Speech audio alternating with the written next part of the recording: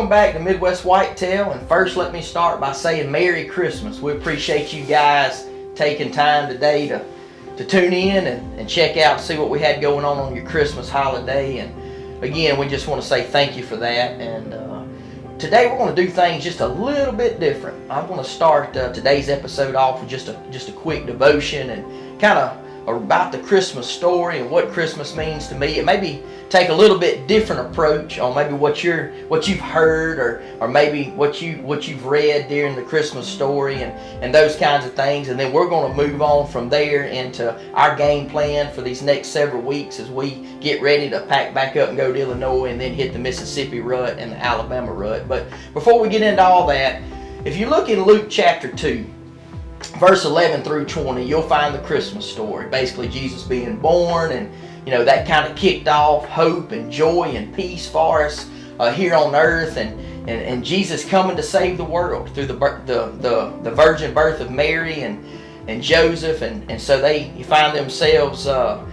giving birth to the King of Kings and the Lord of Lords. And so, with that being said, that's the Christmas story, and that's why we're celebrating today. And I know today for some of you is your favorite time of the year. It's the opportunity for you to come and be with your family and your friends, and you open up gifts and you exchange presents, and everything is just awesome for you. But I also know on the flip side that this sometimes for some can be the most difficult time of the year. Maybe they've lost a parent this year, or a child, or a close friend, or maybe they lost a parent years ago and this was their parent's favorite holiday season, and it just brings back so many memories. So it's a difficult time for them, and I completely understand that as well. And so with that being said, there's still a common denominator of joy and hope and peace that we can find whether we're on the left or the right hand of that spectrum today. But when I think about Christmas and I read that story, I always find myself reverting back to verse 7. And basically verse 7 is just prior to Jesus being born, and Mary and Joseph are traveling, and I'm just in my mind, I'm thinking, okay, Mary's water's broke, she's having contractions, she's screaming at Joseph, she needs a room, they've got to get off the road, and Joseph, being the husband the good husband he wants to be, he goes in, and let's just say he hits the Hampton Inn, and he goes and there's no rooms available. And he's trying to explain to him, look, my wife is pregnant with the Son of God. Please, can you just make a room for us? We don't care if it's the suite. We don't care if it's just the smallest room you have. I just got to get my wife in here. She's about to give birth to the Son of God, the future King of Kings and Lord of Lords. And the innkeeper, the guy at the front desk, the lady at the front desk says, I'm sorry, sir, we don't have anything, but there's a barn across the street. If you want to go over there and hang out, we won't call the law. Do what you got to do.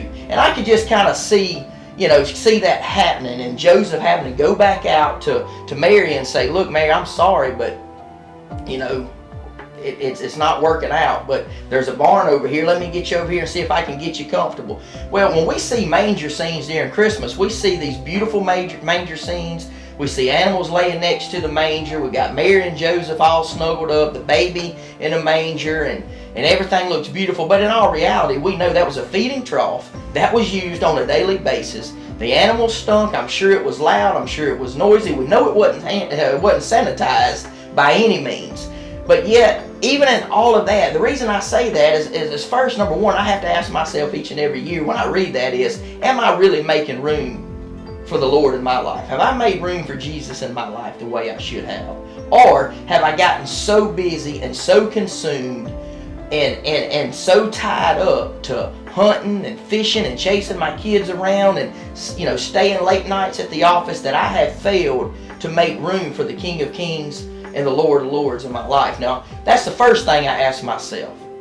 But the second thing that I'm reminded as I continue to read and study that passage of Scripture, that even in the dirtiest of situations, even in the most difficult times, Jesus still shows up in our lives.